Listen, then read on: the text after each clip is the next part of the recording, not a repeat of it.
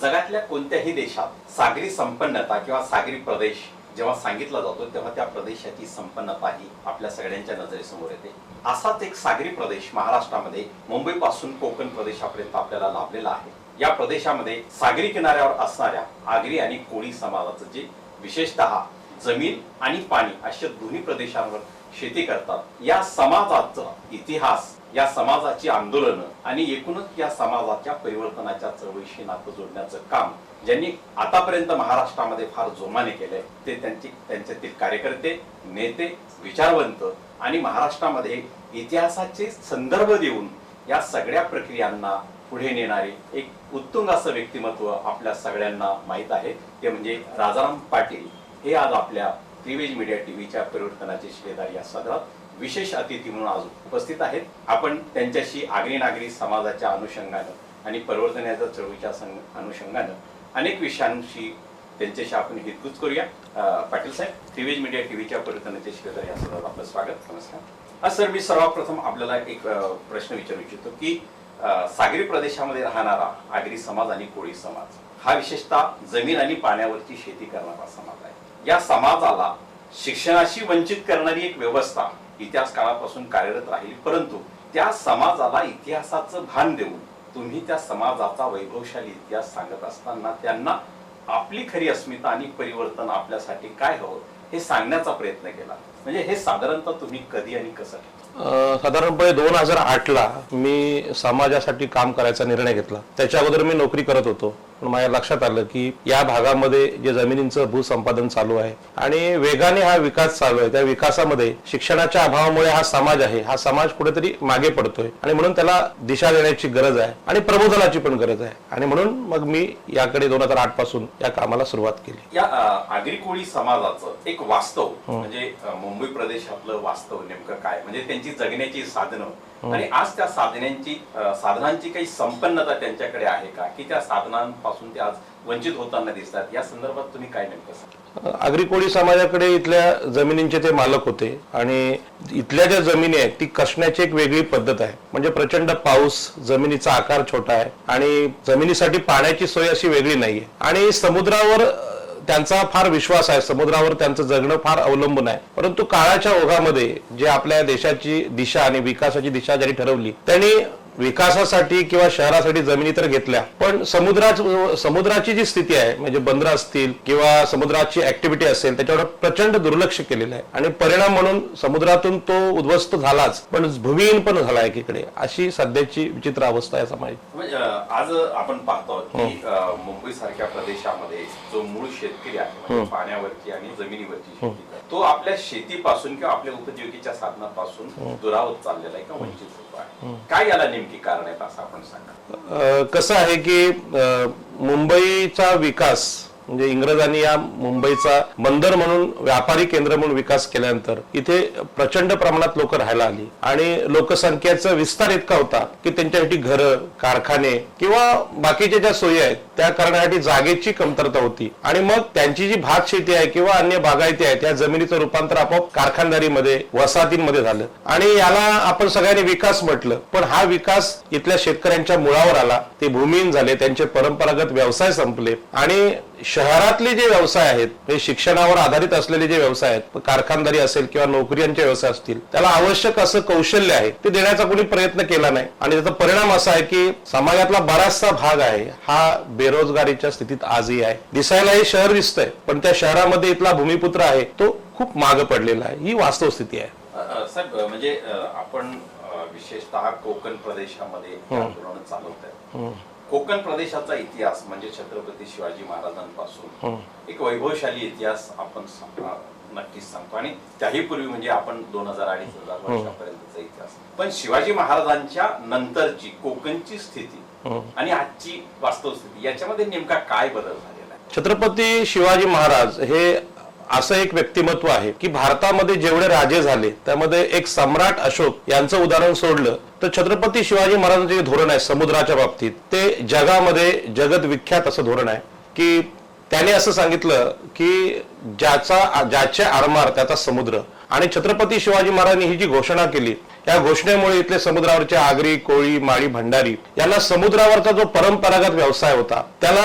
एक राज्याकडून किंवा राजाकडून असं एक समर्थन मिळालं आणि त्याचा परिणाम म्हणून पुन्हा एकदा जगभर हा समाज प्रवास करत होता, व्यापार करत होता. पण छत्रपती शिवाजी महाराजांच्या नंतर पेशवाईमध्ये पेशव्यांच्या सैन्यानं, पेशव्याच्या सेनापतीनं इंग्रजांची मदत घेऊन छत्रपतींचं आरमार बुडवलं आणि आरमार बुडवणं याचा अर्थ आगरी कोळ्यांचा व्यवसाय बुडवणं, व्यापार बुडवणं आणि ते आरमार बुडवल्यानंतर खऱ्या अर्थानं त्यांच्या वाहता हातीला सुरुवात झाली. ती सुरुवात आजही 60 वर्ष इथले जे राज्यकर्ते आहेत त्यांनी त्याच पद्धतीने चालू ठेवले पेशवाईप्रमाणे, की त्यांनी कधीही इथल्या समुद्रावरच्या सागरपुत्रांना प्रोत्साहन देण्याचा किंवा सागरी वाहतूक असेल, सागरी व्यापार असेल याला प्रोत्साहन देण्याचा प्रयत्न केलेला नाही. ही वास्तवस्थिती आहे. विशेषतः आगरी कोळी समाजाची आणि कोकण प्रदेशातील शेतकऱ्यांच्या ज्या जमिनी आहेत त्या खोतांच्या कडे बऱ्याच काळ होता.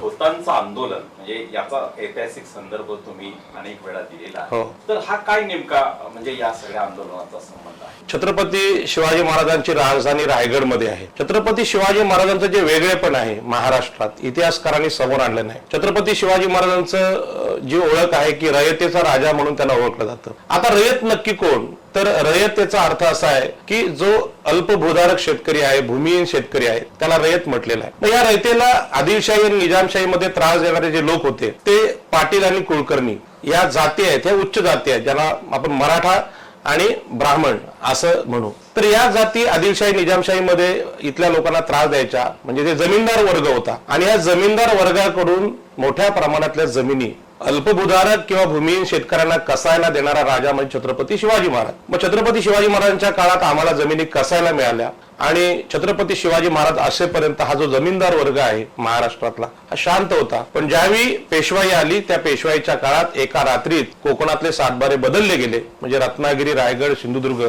या जिल्ह्यांमध्ये, ठाणे, रायगड यामध्ये एका रात्रीत सातबारे बदलले आणि ते सगळे ब्राह्मण आणि मराठा खोतांच्या नावावर चढवले गेले आणि जाती आधारित म्हणजे उच्च वर्णीय वाद जो आहे त्याचा त्रास इथल्या ओबीसी लोकांना झाला. आणि मग या खोतांविरुद्ध जागृती जी आहे ते आंदोलन आहे ते महात्मा फुल्यांना गुरु मानणाऱ्या डॉक्टर बाबासाहेब आंबेडकरांनी सुरू केलं. तोपर्यंत इथल्या शेतकऱ्यांना वाढी नव्हता आणि डॉक्टर बाबासाहेब आंबेडकरांनी जे आंदोलन केलं ते आंदोलन इतकं सुंदर आहे, सत्यावर आधारित आहे. त्याने असं म्हटलं की कसेल त्याची जमीन, कारण या मागासवर्गीय मंडळींना जमीन मिळण्याचा दुसरा मार्ग नव्हता, कारण यांच्या वडिलांकडे जी जमीन होती ती हिसकावून घेतली होती आणि म्हणून त्यांनी जी नवीन कन्सेप्ट आणली की कसेल त्या की जमीन, जो जमीन करत असेल तो मालक झाला पाहिजे. घरात बसणाऱ्या जमीनदाराला त्यांनी ही जमीन नाकारली आणि हे आंदोलन आमच्या रायगड जिल्ह्यात अलिबागला सरी या गावामध्ये झालं. डॉक्टर बाबासाहेब आंबेडकरांनी त्याचं नेतृत्व केलं, कारण ओबीसी समाजाकडे एवढा मोठा शिकलेला बॅरिस्टर असलेला नेता त्यावेळी नव्हता. आणि डॉक्टर बाबासाहेब आंबेडकरांची ही जी चळवळ आहे कोकणातली ही खऱ्या अर्थानं ज्या पद्धतीने पुढे यायला पाहिजे होती तशी आणली गेली नाही आणि त्याच्यामुळे अनेक प्रश्न आजही महाराष्ट्रात दिसतात. पाटील साहेब, हे पण तुम्ही आता जे सांगितलं खोतीचं आंदोलन म्हणजे ज्यांच्यासाठी होतं त्यांचा सहभाग त्या आंदोलनामध्ये म्हणजे फार प्रयत्नपूर्वक करावा लागला आणि त्यानंतरही तो म्हणावा तितका पुरेसा राहिला नाही. त्यानंतरच्या काळामध्ये म्हणजे याच समाजासाठी जो ओबीसी प्रवर्गात मोड त्यांच्यासाठी मंडल आयोग आला. मंडल आयोगाच्या अनुषंगाने अनेक प्रयत्न झाले, परंतु तरी मंडलाच्या आंदोलनामध्ये समाज दिसत नाही. काय याच्या मागची नेमकी कारण आहे? आपल्या देशाचं वैशिष्ट्य आहे की राजकारण किंवा समाजकारण आणि धर्मकारण. आता परवाच मुख्यमंत्र्यांनी ते सांगितलं की राजसत्तेपेक्षा धर्मसत्ता मोठी आहे. ही धर्मसत्ता कशी काम करते हे डॉक्टर बाबासाहेब आंबेडकरांच्या खोती चळवळीनंतर आपल्याला अभ्यासाचा विषय आहे. डॉक्टर बाबासाहेब आंबेडकरांनी आर्थिक विषयावर लोकांना सांगितलं की जो धर्म तुम्हाला पाणी नाकारतो, जो धर्म तुम्हाला जमीन नाकारतो, जो धर्म तुम्हाला जंगलांचे अधिकार नाकारतो म्हणजे भौतिक सुविधा नाकारतो, त्या धर्माच्या अधीन राहण्यापेक्षा तुम्ही स्वतःच्या सुखासाठी, कुटुंबाच्या सुखासाठी लढलं पाहिजे. आणि डॉक्टर बाबासाहेब आंबेडकरांचे सरळ सोट विचार आहेत ते लोकांना पटले आणि ते खोतीच्या आंदोलनात आले. आणि खोतीच्या आंदोलनामुळे इथल्या ओबीसी, मागासवर्गीय, SC, NT सगळ्या लोकांना, भूमिहीन लोकांना स्वतःच्या हक्काच्या जमिनी मिळाल्या. जमिनी मिळत असताना संघर्ष उडाला. म्हणजे उच्चवर्णीय जे लोक होते त्यांच्याकडून या जमिनी ताब्यात घ्यायच्या होत्या. आम्ही कोळी लोक, आगरी लोक नेहमी सांगतो की एखाद्या माशाने जर आपली अंगठी सोन्याची गिळली तर तो उलटी करून देत नाही, त्याचं पोटच फाडावं लागतं. त्या पद्धतीने ह्या जमीनदार लोकांना आंदोलन करत असताना फार मोठा संघर्ष झाला. त्यामध्ये अनेक आंदोलनं झाली, लोक भांडले त्याच्या केसेस डॉक्टर बाबासाहेब आंबेडकर लढले आणि मग त्या जमिनींचा अधिकार शेतकऱ्यांना भेटला. या संघर्षामध्ये इथला जो मागासवर्गीय शेतकरी आहे उच्चवर्णीय जमीनदारांच्या विरोधात उतरला. आता उच्चवर्णीय समाज हे धर्माचे पाठराखे होते, कारण त्यांना धर्मापासून फायदा होत होता, आपले अधिकार अबाधित राहत होते. मग या लोकांच्या विरोधात जात असताना धर्म विरुद्ध मागासवर्गीय समाज अशी एक अलिखित लढाई आपल्याला दिसते. मग इथल्या ओबीसी लोकांनी धर्माच्या विरोधात बंड केलं, पण असं कोणी म्हटलं नाही, कारण ब्राह्मण खोतांविरुद्ध मराठा खोतांविरुद्ध लढणं म्हणजे तत्कालीन धर्माच्या विरुद्ध लढणं, कारण धर्माचे मालकच हे लोक होते. मग ही जी सगळी गावाच्या गावं या धार्मिक स्वातंत्र्याच्या किंवा बंडाच्या आंदोलनात उतरलेली होती, या लोकांना शांत करण्यासाठी कोकणामधल्या खोतांनी नवीन मार्ग अनुसरला आणि आजचे सगळे कोकणातले महाराज तुम्ही पाहिलेत, या सगळ्या लोकांना दासबोध, गीता, प्रवचन याच्यामध्ये गुंतवून ठेवलं. ज्या शेतकऱ्यांनी जमिनींच्या हक्कांसाठी लढलं पाहिजे तो कथा, कीर्तन आणि स्वर्ग मोक्षमुक्ती यात गुंतला गेला आणि पुन्हा एकदा बाबासाहेबांची चळवळ शांत करण्याचं काम केलं. मधल्या काळात आंबेडकरी चळवळ काम करते कारण ते सुरक्षित आहेत, या धार्मिक विचार मंचावर हिंदू विचार मंचावर ते दिसत नाहीत, परंतु ओबीसींची अशी अवस्था नाही. त्यांना असं वाटलं की धर्म हा महत्वाचा विषय आहे आणि म्हणून पुन्हा एकदा आज शेतकरी गुलामीत अडकलेला आपल्याला पाहायला मिळतो. म्हणजे धर्मसत्ता आहे ही माणसाच्या मनावर कशा प्रकारे राज्य करते, म्हणजे गुलामगिरी लादते, याचं सूक्ष्म असं अतिशय विचित्र असं उदाहरण या भारतामध्ये पाहायला मिळतं. आणि म्हणून बाबासाहेब आंबेडकरांच्या नंतर धर्मसत्ता या देशात प्रभावी होताना दिसते आणि धर्मसत्ता प्रभावी होत असताना इथला जो सामान्य नागरिक आहे, सामान्य शेतकरी आहे, तो आत्महत्येकडे वाटचाल करतोय. साहेब म्हणजे आगरी कोळी समाजाच्या आणि एकूणच कोकणातल्या शेतकऱ्यांच्या जमिनी ह्या पूर्वी म्हणजे मराठा ब्राह्मण या जात्यांकडे, पण आपण रायगड जिल्ह्यामध्ये मुख्यतः आंदोलन करत आहात. तर रायगड जिल्ह्यामध्ये ग्लोबलायझेशनच्या काळात म्हणजे जागतिकीकरणाच्या काळामध्ये एसीझेड म्हणजे सेजचं प्रकरण फार मोठ्या प्रमाणात, या सेजच्या जमिनी म्हणजे शेतकऱ्यांच्या ज्या स्वखुशीने गेल्या, काही त्यांच्या अज्ञानातून गेल्या, परंतु एक मोठ्या प्रकारच्या जमिनी मात्र उद्योजकांच्या ताब्यात गेल्या. या जमिनी दिल्यानंतर म्हणजे या समाजाच्या स्थितीमध्ये काही भौतिक बदल झाला का, किंवा या जमिनी देण्यामध्ये आणि ज्यांनी त्या घेतल्या त्यांनी तिथं काही विकासाच्या नव्या संधी काही निर्माण केल्या का, काय या संदर्भात? भारतामध्ये जे उच्चवर्णीय भांडवलदार किंवा खोत सावकार आहेत, म्हणजे बाबासाहेबांच्या आंबेडकरांच्या काळामध्ये त्यांना खोत म्हटलेलं आहे, तर हे जे खोत आहेत हे वेगवेगळ्या काळात वेगवेगळी नावं देऊन मग विकासाचे असतील कसले असतील, पण त्यांचं मूळ धोरण आहे ते कधी सोडत नाहीत. म्हणजे छत्रपती शिवाजी महाराजांच्या काळात पेशव्यांनी खोती म्हणून या जमिनी काढून घेतल्या, कारण आम्ही राज्यकर्ते आहोत आणि शेतकऱ्यांना गुलाम केलं. वर्तमान काळामध्ये बाबासाहेब आंबेडकरांनी जो कुळ कायदा केला होता, म्हणजे 1957 ला तो कुळ कायदा आला, 1 एप्रिल 1957 ला, त्यानंतर इथले लोक जमिनींचे मालक झाले आणि जमिनींचे मालक होताना जे पूर्वीचे जे मालक आहेत त्यांना राग होता यांच्याविषयी की बाबासाहेब आंबेडकरांनी लायकी नसलेल्या लोकांकडे जे आमच्याकडे झुकून असायचे त्यांना जमीनदार बनवलं, म्हणजे जमिनीचे मालक बनवले, यांचा राग त्यांच्याकडे प्रचंड होता. मग स्वातंत्र्यानंतर जी काही सरकार आपल्याकडे आली, महाराष्ट्राचा विचार केला तर तुमच्या लक्षात येईल की महाराष्ट्रामध्ये सुशील कुमार शिंदे, सुधाकरराव नाईक आणि बॅरिस्टर अंतुले आणि हे मुख्यमंत्री वगळले, म्हणजे मागासवर्गीय आणि अल्पसंख्याक, तर बाकीचे सगळे मुख्यमंत्री मराठा आणि ब्राह्मणच आहेत आणि मंत्रिमंडळ पण त्यांचं कायम 150 आमदार हे उच्चवर्णीय आमदार आहेत. या आमदारांनी जे निर्णय घेतले ते त्यांच्या क्षत्रिय आणि ब्राह्मणी वृत्तीला धरून निर्णय घेतले. त्यांनी काय निर्णय घेतले की 1960 साली MIDCचा कायदा आणला, पण MIDC आणली कुठे? ठाणे, रायगड, बेलापूर पट्ट्यात. आणि MIDC म्हणजे औद्योगिक विकासासाठी देशाला जमिनी पाहिजेत म्हणून जमिनी घेतल्या, पण तिथे MIDC मध्ये पाहिलं तर बऱ्याचशा जमिनी रिकाम्या आहेत, वेगळ्या कारणासाठी वापरल्या गेल्या. MIDC संपल्यानंतर सिडको आली 1970 ला, म्हणजे बेलापूर पट्टीतल्या अर्ध्या जमिनी MIDCने घेतल्या, उरलेल्या जमिनी सिडकोने घेतल्या आणि 100% भूमी इथल्या लोकांना केलं. हा जो राग आहे खोतीच्या काळातला तो राग पुन्हा व्यक्त झाला आणि नंतर रिलायन्स आणि टाटाचा जो सेज आला त्यामध्ये सांगितलं गेलं की चायनामध्ये सेज प्रकल्पाने जो विकास झालाय तशा प्रकारचा विकास आम्हाला करायचा आहे. पण चायना हा देश गरिबांसाठी काम करणारा देश आहे, त्यांनी सामान्य माणसाचं स्किल डेव्हलप केलं आणि सेज प्रकल्प उभे केले. परंतु इथे सेज प्रकल्पांचा उपयोग म्हणजे जागतिक वातावरण होतं, त्यामध्ये सेज प्रकल्पांना खूप नाव होतं आणि म्हणून भारतामध्ये त्यांनी सेज प्रकल्प नावाने एक भूसंपादनाची प्रक्रिया सरकारच्या माध्यमातून केली. त्याच्या पाठीमागे उद्देश असा होता की सरकारला मध्ये टाकून उद्योगपतींना जमिनी देणं.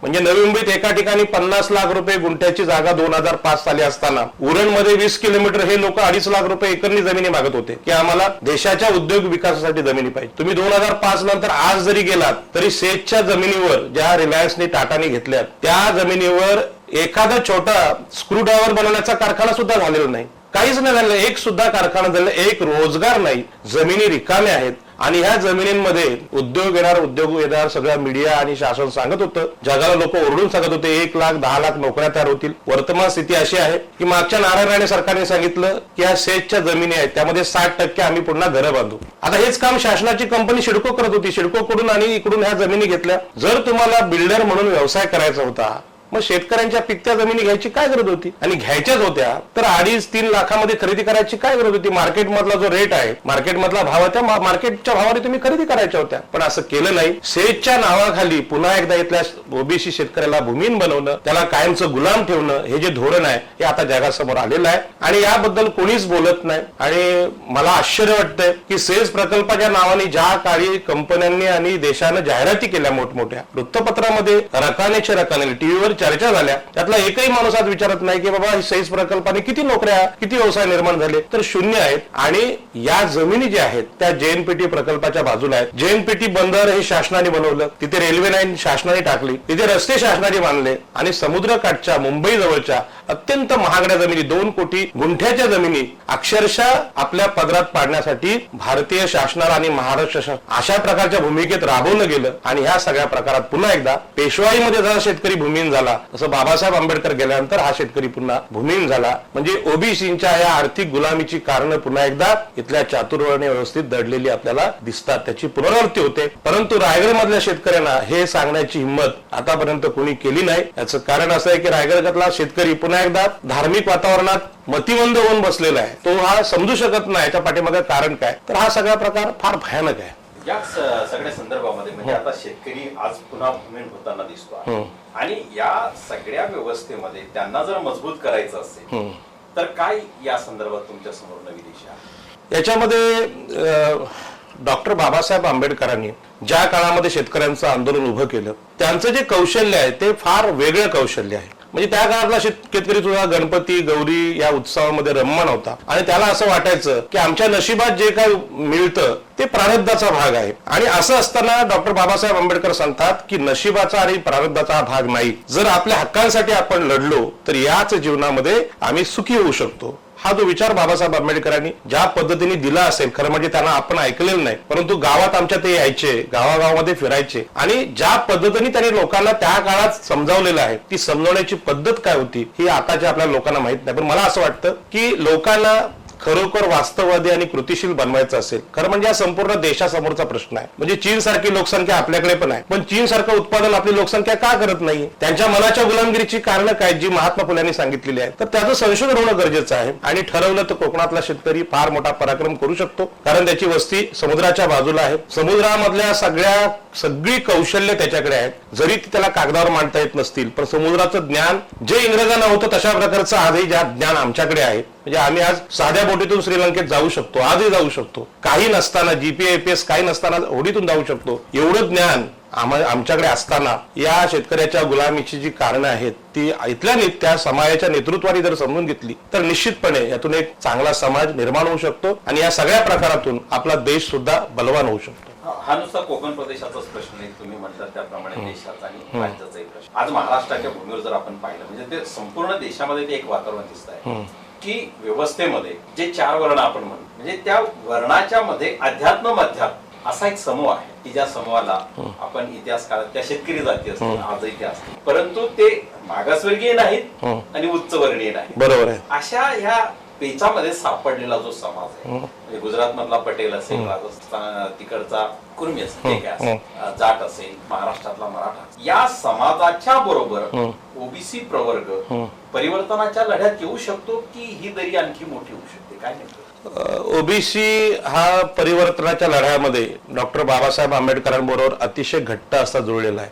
कारण डॉक्टर बाबासाहेब आंबेडकरांची जर आंदोलन पाहिली तर चौदार तळ्याचं आंदोलन हे रायगड जिल्ह्यात झालं, चरी शेतकरी संप रायगड जिल्ह्यात झाला, चिरणे जंग सत्याग्रह ज्याच्या केसेस बाबासाहेब लढले तो रायगड जिल्ह्यात, मनुस्मृती दहन हे रायगड जिल्ह्यात झालं. म्हणजे कोकण हा ओबीसींचाच पट्टा आहे खऱ्या अर्थाने. आणि ओबीसींच्या पट्ट्यात डॉक्टर बाबासाहेब आंबेडकरांनी जी आंदोलन केली तो ऐतिहासिक असा वारसा आहे. त्यामुळे परिवर्तनाच्या लढाईत हा समाज आहेच. उलट या देशामध्ये जे उच्चवर्णीय समाज आहेत हे सतत धर्माचा पगडा या लोकांवर कसा बसेल या प्रयत्नात असतात. आणि त्यातूनच तुम्ही पाहिलं असेल की महाराष्ट्रामधल्या मराठा समाजाकडे या महाराष्ट्राची सत्ता होती, पण जेव्हा महाराष्ट्र भूषण पुरस्कार द्यायची वेळ आली त्यांनी लोकांना गुलाम करणाऱ्या लोकांनाच ते दिले. म्हणजे तुम्ही पाहिलं असेल पूर्वीचे खोत आहेत त्यांना महाराष्ट्र भूषण पुरस्कार याच लोकांनी दिला.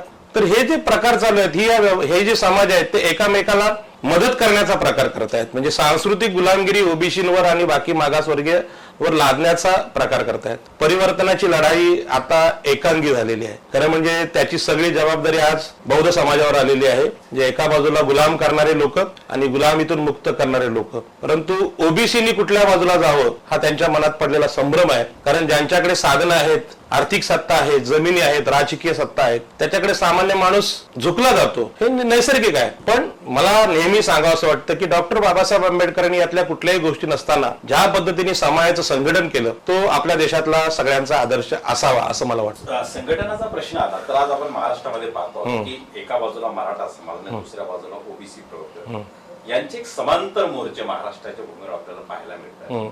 आणि दोघांची मागणी, मराठ्यांचं म्हणणं आहे की आम्हाला आरक्षण द्या मागास ओबीसी म्हणून, पण ओबीसीचं म्हणणं आहे त्यांना स्वतंत्र द्या ओबीसीच्या आरक्षणातून.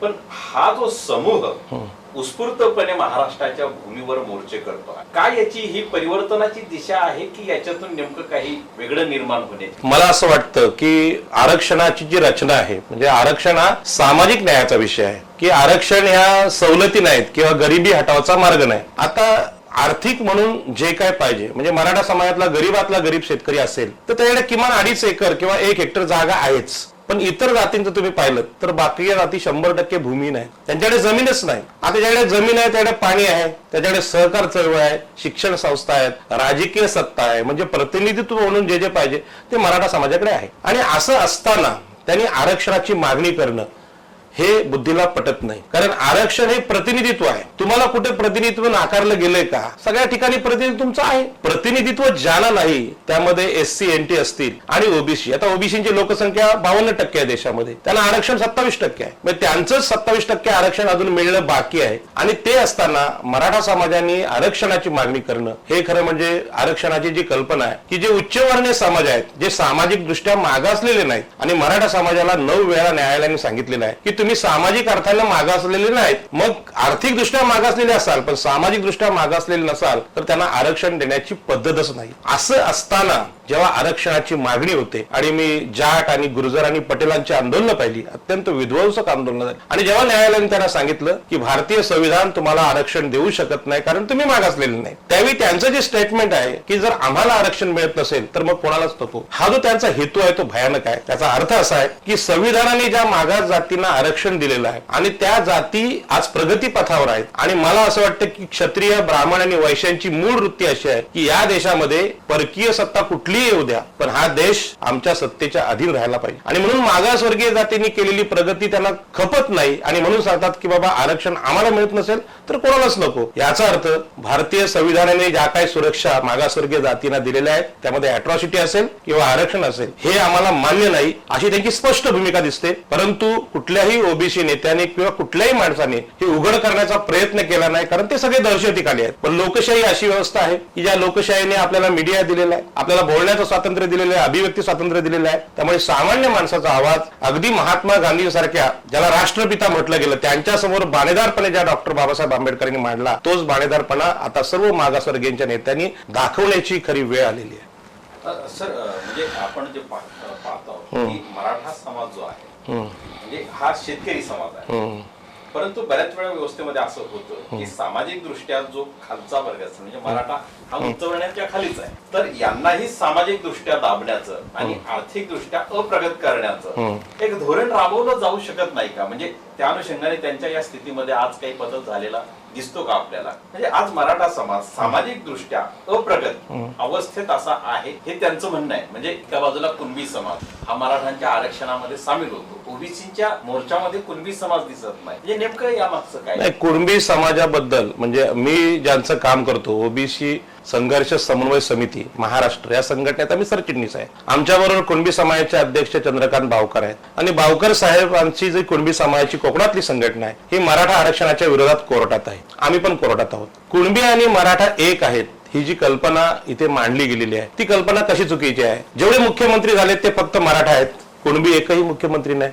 कुणबी समाज हा अल्पभूधारक आहे कोकणामध्ये आणि मराठा समाज हा जमीनदार समाज आहे. ही मूलभूत स्थिती आहे आणि मराठा समाजाची मुलगी कुणबी समाजाला देत नाहीत किंवा कुणबी समाजाची मुलगी मराठा समाज करत नाही. हे जे जातीचं उच्च निश्चितेची क्लिअर कल्पना एकदम आहे. त्याच्यामुळे मराठा आणि कुणबी एक आहे हा गैरसमज आहे आणि न्यायालयाने सुद्धा ते मान्य केलं आहे की कुणबी म्हणजे मराठा नव्हे. पण महाराष्ट्राच्या मोर्चांमध्ये मराठ्यांबरोबर कुणबी सामील झालेला दिसतो. काय बघा ना कसं आहे माहितीये का की आपल्याकडे शब्दांचे गोंधळ फार आहेत. म्हणजे आमच्या उद्धव ठाकरे आणि राज ठाकरे साहेबांनी सांगितलं की मराठी माणूस मराठी माणूस, त्याच्यामुळे मराठा कोण आणि मराठी कोण यातला फरकच लोकांना कळत नाही. माझे काका आम्ही आग्री आहोत, त्यांना मुलीच्या दाखल्यावर जात कुठली टाकायची म्हणून विचारलं शाळेत, तर त्यांनी सांगितलं आम्ही मराठी आहोत. तर मराठी ही जातच नाही कुठे. पण मराठी कोण मराठा कोण एवढा जातीभेद सामान्य माणसामध्ये नाही राहिला आणि याचा फायदा आज हे मराठा समाजाचे लोक घेतात. आता त्यांच्यामध्ये त्या मोर्चामध्ये वाशीच्या मोर्चामध्ये आमच्या आगरी समाजाचे अनेक नगरसेवक गेले, पण ते राष्ट्रवादीचे कार्यकर्ते म्हणून गेले. त्यांना माहित नाही की मराठा आरक्षण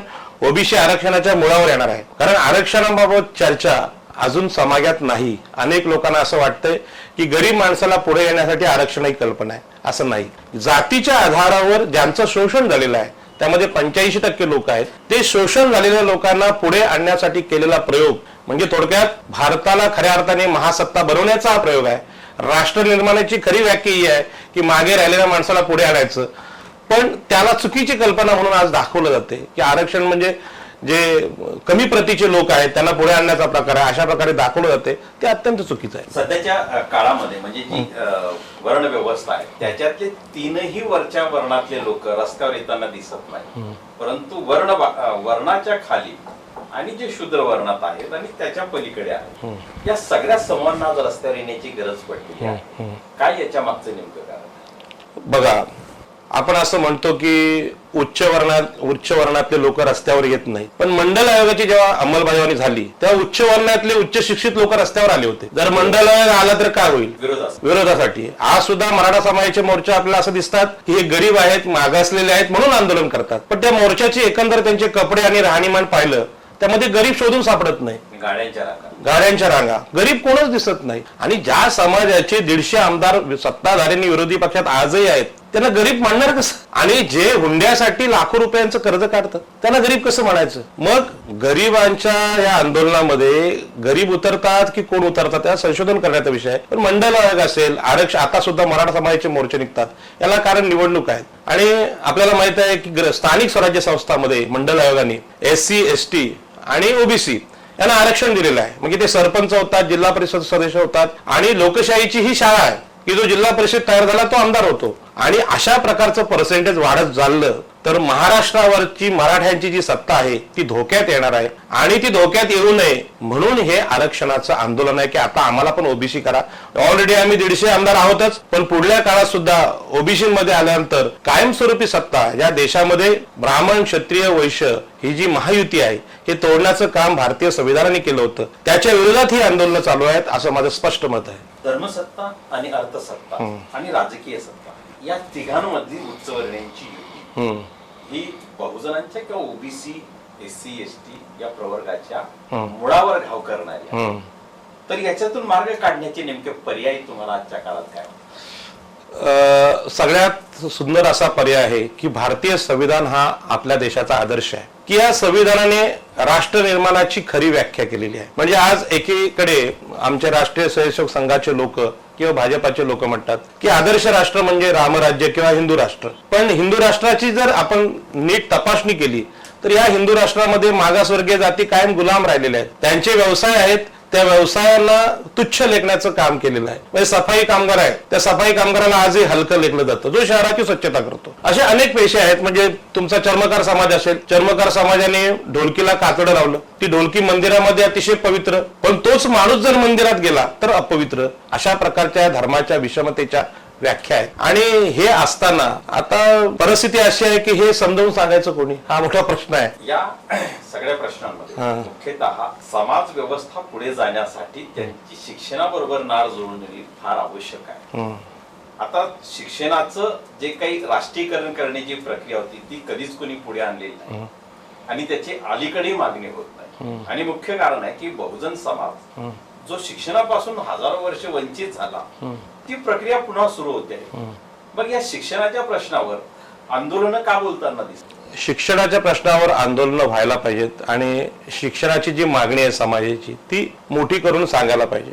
परंतु आपल्या सरकारची धोरणं पाहिली तर मागासवर्गीय विद्यार्थ्यांच्या शिष्यवृत्तींचा पैसा, मागासवर्गीय शिक्षणांची वसतिगृह यांच्यामधला पैसा भ्रष्टाचाराच्या नावाखाली दुसरीकडे वळवला जातो. आणि वळवण्याचं काम कोण करता येतो? आपले राज्यकर्ते. पुन्हा राज्यकर्ते कोण आहेत? उच्चवर्णीय राज्यकर्ते आहेत. आणि त्यांचं धोरण असं आहे की जास्तीत जास्त म्हणजे सरकारी शाळा असतील त्या बंद कशा पडतील, तिथे पंखेच नसणं, तिथे शौचालय नसणं, तिथल्या शिक्षणाचा निधी आहे, शिक्षकांचा पगार असेल, त्यांना पगार न देणं, त्यांच्या ग्रँट नाकारणं, हे जे प्रकार चालू आहेत हे प्रकार देशाची धोरणं स्पष्ट करतात की आमचं धोरण स्पष्ट आहे की सामान्य माणसाला शिक्षण मिळू नये अशा प्रकारचे हे लोक काम करतायत. आणि हे सिद्ध झालेल्या गोष्टी आहेत. म्हणजे आज आपली शिक्षणाची अवस्था पाहिली की विना अनुदानित शाळा ज्या काढल्या त्यांची स्थिती काय आहे, सरकारी शाळांची स्थिती काय आहे, नवीन नोकऱ्याच तयार होत नाहीत. ग्रामीण भागामधल्या शाळा आजही तशाच. मी ज्या गावात शिकलो तिथे माझ्या जन्माच्या अगोदरपासून 7वी पासून शाळा आहे, ती 7वी पर्यंतच आहे, ते काही 10वी पर्यंत झाली नाही, कॉलेज झालेलं नाही, ही वस्तुस्थिती आहे. पण दुसरीकडे पाहिलं, तुम्ही धर्मसत्ता म्हणतायत, तर माझ्या गावात 550 घरं आहेत. 550 घरांमध्ये 550 गणपती येतात. 550 घरांमध्ये 50-50 लाखाची 2 मंदिरं आहेत. पण शाळेची कौलं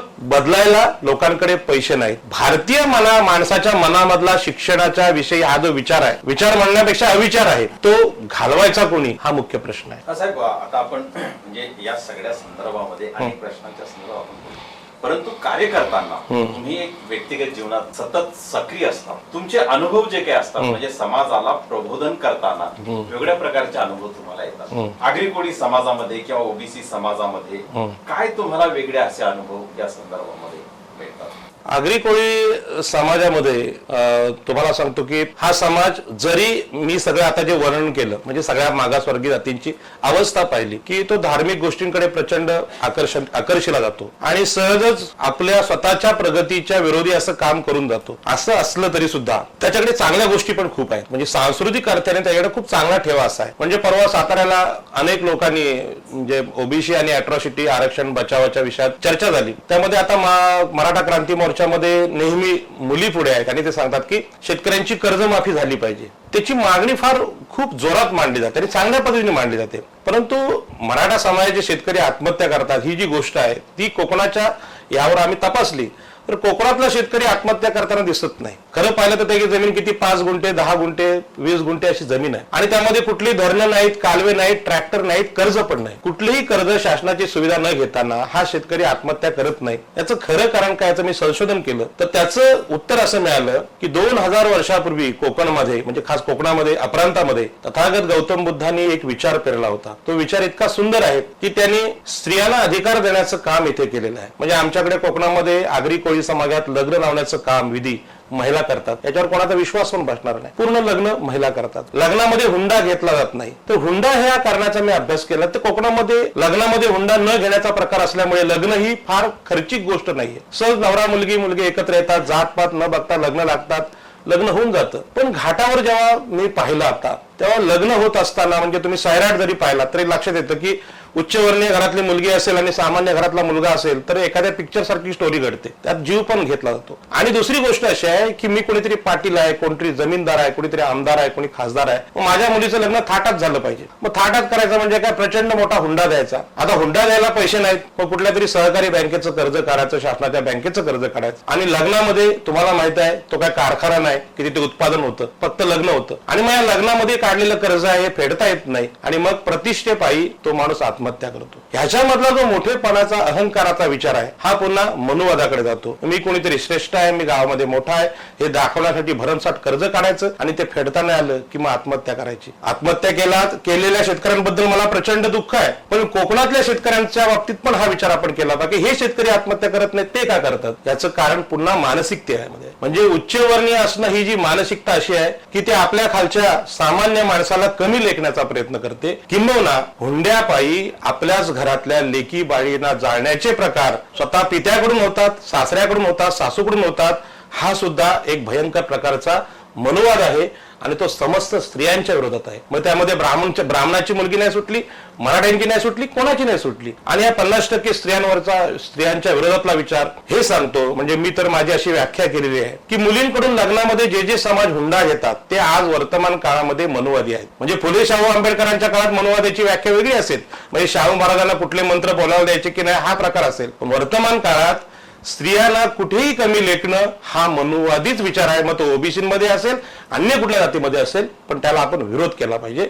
आणि ह्याचं कारण म्हणजे ह्या हुंड्यामुळे जर शेतकरी आत्महत्या घडत असतील तर त्या शेतकऱ्यांची मानसिकता बदलण्यासाठी कुठल्या स्तरावर काम करायचं हे आपण आता ठरवायला पाहिजे. हा फार चांगला मुद्दा तुम्ही मांडलात की स्त्रियांचं स्वातंत्र्य आणि स्त्री समाजाविषयी एक आदर्श विचार जे 2000 काळापासून पोहोचलेला आहे. हे सगळं असताना पण स्त्री आजही म्हणजे कुठल्याही कुटुंबामध्ये की तिथं प्रमुख स्थान जरी तिचं असलं तरी तिचा जो उत्पादक घटक म्हणून जो भाग आहे म्हणजे ती घरामध्ये जे काम करते. म्हणजे आज आम्ही पाहतो, आपण सगळे पाहतो की आगरी कोळी समाजातील स्त्री आगरी कोळी पुरुषाबरोबर मासेमारी करताना दिसते, भात शेती करताना दिसते. हा तिचा अर्थव्यवस्थेतला जो उत्पादक घटक आहे तिच्या श्रमातला, याची कुठे मोजमाप होत नाही. या संदर्भात तुम्हाला काही सांगता येईल का? खरं म्हणजे आमच्याकडचा जो मीडिया आहे आणि आमचे साहित्यिक आहेत, या साहित्यिकांनी त्याला असं म्हणतात स्वर्गीय कल्पना, भव्य दिव्य कल्पना याच्यामध्ये ते रममाण झाले. कादंबरीतल्या कल्पनामध्ये रममाण झाले. स्त्रीमुक्तीचा विचार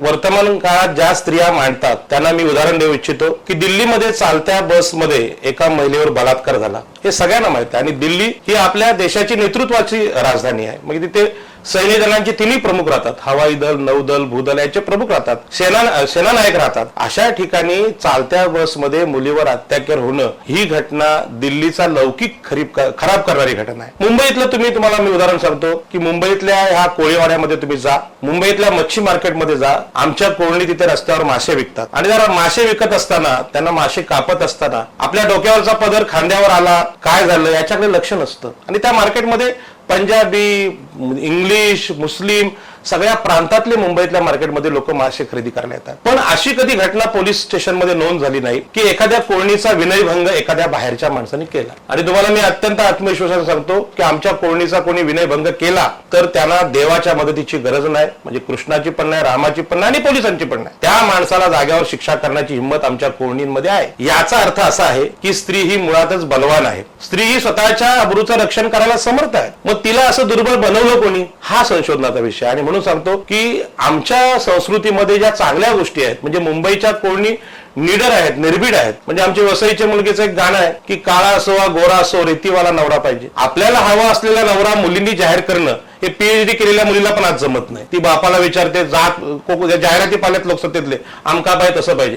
मग आमची आगरी कोळ्यांची पोरगी म्हणते की काळा गोरा भेद मी मानत नाही, जातपात मानत नाही, मला आवडलेल्या मुलाबरोबर लग्न करायला मी तयार आहे, पण त्याच्यामध्ये पोट भरायची हिंमत पाहिजे. हा जो विचार आहे हा खरा स्त्रीमुक्तीचा विचार आहे. आणि तो मुंबईतल्या आगरी कोळीवाड्यांमध्ये असेल, म्हणजे ज्याला लोक नाक मुरडतात मच्छीच्या वासाने, तिथे जर स्त्रीमुक्तीचा विचार असेल तर तो तुम्ही स्वीकारणार की नाही हा प्रश्न आहे. आणि आपल्या साहित्यिकांना अशी सवय झालेली आहे की सगळं काय ते पुण्यामध्ये सापडत. पण पुण्यामधल्या लोकांनी आईला ठार करणाऱ्या परशुरामाला आदर्श मानले, जो आईला ठार करतो. अशा प्रकारचा देव असू शकतो जगात? हा सांस्कृतिक प्रश्न आहे. आणि म्हणून या प्रश्नाची उत्तरं ज्यांना आम्ही आज मागासवर्गीय, शूद्र, अतिशूद्र म्हणतो, त्यांच्या घरामध्ये, त्यांच्या कुटुंबामध्ये अतिशय चांगल्या संस्कृती, चांगले विचार पाहायला मिळतात. लोकांनी नजर बदलली पाहिजे. म्हणजे हे साहित्यिकाच्या अनुषंगानं हा जो काही विचार आहे हा पुढे आला पाहिजे. या संदर्भामध्ये म्हणजे आता जे तुम्ही आपण कोळी महिलांच्या संदर्भात उदाहरण दिली, अशी कोळी महिला नायक होणारी कादंबरी येणाऱ्या काळात येऊ शकते. या संदर्भात काही तुम्ही त्या संदर्भात लेखकांना काही विशेष मार्गदर्शन करू शकता? बघा की बाबासाहेब आंबेडकरांचं जीवन मी पाहिलं तर बाबासाहेब आंबेडकरांनी एवढं प्रचंड साहित्य लिहिलेलं आहे की पुस्तकांची काहीच कमी नाही. बाबासाहेब आंबेडकरांचं जीवन मला यासाठी मोठं वाटतं की पाणी हा प्रश्न अतिशय छोटा दिसतो, पण त्यांनी चौदार तळ्याचं आंदोलन केलं. त्यातली फिलॉसॉफी अशी आहे की या देशातल्या पाण्यावर सुद्धा उच्चवर्ण यांची मालकी आहे आणि आमच्या 85% लोकांना लोक पाणी देत नव्हती. आता याच्यावर एखादा ग्रंथ लिहिला असता तर तो ग्रंथालयात पडून राहिला असता. पण बाबासाहेबांनी चौदार तळ्याचं आंदोलन केल्यामुळे काय झालं की जगाला कळलं की भारत असा नालायक लोकांचा देश आहे की जो पाणी सुद्धा आपल्या मागासवर्गीयांना पिऊ देत नाही. म्हणजे एखाद्या कृतीतून जी गोष्ट कळते ती पुस्तकातून समजत नाही, कारण आपल्याकडे पुस्तकं वाचणाऱ्यांची कमी आहे. आणि म्हणून मला असं वाटलं की मी जास्तीत जास्त जनआंदोलन करावी आणि माझ्या खेड्यातल्या माणसांना जितकं लवकर समजेल ते ऍक्शनमुळे समजेल. आता साहित्यिकांना वाचून कळतं, पण ते खेड्यातल्या लोकांना कोणच वाली नाही, तिथे पुस्तकं पण नाही. आणि म्हणून मी हे सांगेन की स्त्रियांच्या हक्कांवर एखादी कादंबरी काढण्यापेक्षा मला असं वाटतं, मी सगळ्या साहित्यिकांना आणि पुस्तकं लिहिणाऱ्या लेखकांना, वक्त्यांना एक विचारसूत्र देतो की भारतामध्ये जी मनुवादी व्यवस्था आहे त्या मनुवादी व्यवस्थेने अतिशूद्रांना जसं गुलाम केलंय, शूद्रांना गुलाम केलंय हे दिसतंय आपल्या. त्यामध्ये पुरुष समोर येतात, परंतु या देशातल्या 50% लोकसंख्येतल्या स्त्रियांना गुलाम केलेला आहे ही मनुस्मृतीची खरी ओळख आहे. मग जेव्हा स्त्रिया गुलामीतून मुक्त होतील तेव्हा समाज सुधारेल. हे महात्मा फुल्यांचं सूत्र तुम्ही पाहिलं की त्यांनी पहिली शिक्षणाची सुरुवात स्त्री शिक्षणाने केली. त्यांनी असं म्हटलं नाही की मुलं शिकली पाहिजेत, कारण त्यांना माहित होतं की स्त्री ही जननी आहे. स्त्री ही विद्वानाला पण जन्म देते आणि चोराला पण जन्म देऊ शकते. चांगली माणसं निर्माण करण्यासाठी स्त्री शिकली पाहिजे, संस्कारित झाली पाहिजे, म्हणून त्यांनी स्त्री शिक्षणाची सुरुवात केली. हा क्रांतिकारी विचार आहे तथागत गौतम बुद्धांचा आहे की त्यांनी पण सांगितलं की धर्मामध्ये स्त्रियांना पहिलं स्थान पाहिजे. आता जगातले सगळे धर्मगुरू पाहिलेत तर पुरुष दिसतात, जगातले सगळे लेखक पुरुष दिसतात, आणि कुठलाही माणूस आपल्याला सोयीचा असेल असं तत्वज्ञान मांडतो. पण स्त्रियांना अधिकार नाकारण्याची परंपरा आहे, ती परंपरा आहे भारतामध्ये पुरुष सत्ताक व्यवस्था म्हणून ओळखली जाते.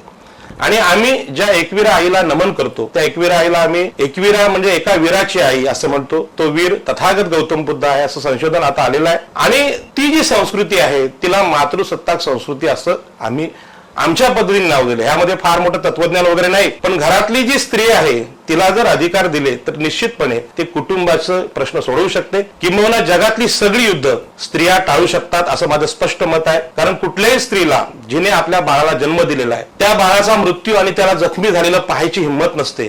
तिला आवडतच नाही की हिंसा होऊच नये, ही महिलांची पहिली मागणी आहे. आणि जर आम्ही अशा प्रकारची मातृसत्ताक संस्कृती उभी केली जी गौतम बुद्धांनी सांगितली, डॉक्टर बाबासाहेब आंबेडकरांनी स्त्रियांना अधिकार देण्याचं सगळ्यात मोठं काम भारतीय संविधानात केलेलं आहे, पण ती बाजू समोर आणली जात नाही. कुठल्याही चळवळीमध्ये विचार मंचावर पुरुषच दिसतात, स्त्रिया दिसतच नाही, किंवा सगळ्या जागा पुरुषांनी व्यापलेल्या आहेत. आणि म्हणून सर्व लेखकांना मी विनंती करेन की तुम्हाला लिहिता नाही आलं तरी चालेल, पण ज्या महिला बोलत असतील, ज्या महिला लिहित असतील त्यांना सपोर्ट तरी करा, त्यांना बोलू दे त्यांच्या मनातल्या व्यथा. आणि हे जर आम्ही केलं तर निश्चित प्रकारे एक चांगलं कुटुंब, पूर्ण विश्व जे सगळ्या धर्मगुरूंनी आज ताब्यात ठेवले, सगळ्या धर्मगुरूंनी गुलामीचे विचार सांगितलेले आहेत आणि स्वातंत्र्याचे विचार आपल्या जगामध्ये येतील. आणि सगळ्यांनी मान्य केलं आहे की जगामध्ये शेतीचा शोध स्त्रियांनीच लावलेला आहे. आणि म्हणून मी फार मोठी कादंबरी वगैरे लिहिणार नाही, तेवढा वेळ मला नाही, पण मातृसत्तेचा हा विचार, हुंडा नाकारण्याचा विचार, स्त्रीच्या जन्माचं स्वागत करण्याचा विचार या कोकणामध्ये, अप्रांतामध्ये आहे, त्याचा आपण शोध घ्यावा. आणि निश्चितपणे एकवीर आईला मानणारे आम्ही लोक जगाला वेडे वाटत असू, मूर्ख वाटत असू, पण आम्ही अभिमानाने सांगतो की आम्ही हुंड्यासाठी कधी महिलांचा छळ केला नाही. आणि हुंडा नाकारणारी या देशातली श्रेष्ठ अशी संस्कृती इथल्या आगरी कोळीवाड्यांमध्ये आहे,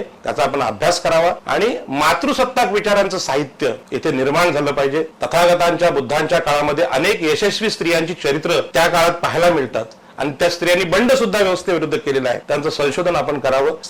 सर्व लेखकांना आणि साहित्यिकांना माझी विनंती राहील की कधीतरी आपल्या आईच्या मनातले विचार, कधीतरी आपल्या मावशीच्या मनातले विचार, कधीतरी आजीच्या मनातले विचार आणि कधीतरी आपली पत्नी, आपली मैत्रीण यांच्या मनातल्या विचारांना आपण मोकळी वाट करून देऊया. लोकशाहीमध्ये, अभिव्यक्ती स्वातंत्र्यामध्ये मला असं वाटतं की पुढल्या काळामध्ये महिलाच या सगळ्या चळवळींचं नेतृत्व करतील. आणि मराठा समाजातल्या स्त्रिया आज पुढे आलेल्या आहेत. या स्त्रियांना जर सांगितलं गेलं की बलात्कार पुरुषाकडून होतोय, हा सुद्धा मनुवादीच विचार आहे. मनुस्मृती त्याच्या पाठीमागे आहे, कारण ती मनुस्मृती सांगते स्त्री शूद्र आहे आणि तसा विचार जिथे आहे तिथे बलात्कार जास्त होतात. म्हणून मी पुन्हा सांगेन की आमच्या कोळणीच्या अंगाला हात लावायची हिंमत कुठल्याही पुरुषामध्ये नाही. आणि तसा प्रयत्न केला तर त्याला शिक्षा करायची त्यांची हिंमत तिथे आहे. आणि कायद्याने पण ते मान्य केले की आपल्या शिलाचं रक्षण करत असताना जर समोरच्याला मारलं गेलं तर तो गुन्हा नाही. 2500 वर्षापूर्वीच्या बुद्धकालीन संस्कृतीशी आपलं नातं सांगत, बुद्धकालीन मातृसत्ताक व्यवस्था ही आजच्या काळात निर्माण व्हावी असं आव्हान करत या संपूर्ण व्यवस्थेचा खरपूस समाचार घेत आणि परखडपणे आपले विचार मांडत माननीय राजाराम पाटील साहेब यांनी आपल्याला इतिहासाच्या दर्शनातून तर हे सगळं घडवलं, परंतु एक कार्यकर्त्याची जी काही तळमळ असते ती तळमळ त्यांच्या या मुलाखतीतून आपल्याला प्रकर्षाने जाणवली. त्यामुळे अशी तळमळ असणारे कार्यकर्तेच या देशात परिवर्तनाची खरी चळवळ पुढे नेऊन परिवर्तन साध्य करू शकतात याच्यावरचा विश्वास निश्चितपणे वाटतो. आणि हा विश्वास पुन्हा एकदा आपल्या सगळ्यांच्या मनात जागवण्यासाठी त्यांचे हे विचार आपल्याला मार्गदर्शक ठरतील अशी अपेक्षा व्यक्त करून मी आज त्यांच्या या मुलाखतीतून रजा घेतो. साहेब नमस्कार. तुम्ही त्रिवेज मीडिया टीव्हीला जो वेळ दिला त्याबद्दल तुमचे आभार.